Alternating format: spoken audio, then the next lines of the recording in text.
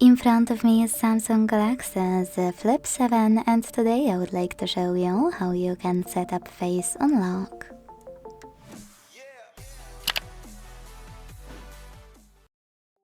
Start by opening settings and scrolling to hit security and privacy.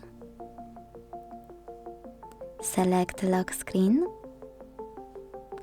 Enter your screen lock.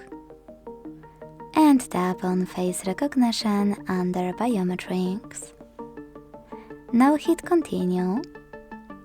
Select register, keep your face in frame and follow all of the instructions from your screen.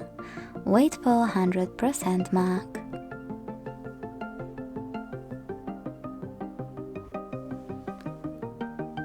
When you're done, you can manage all of those options however you want to and go back.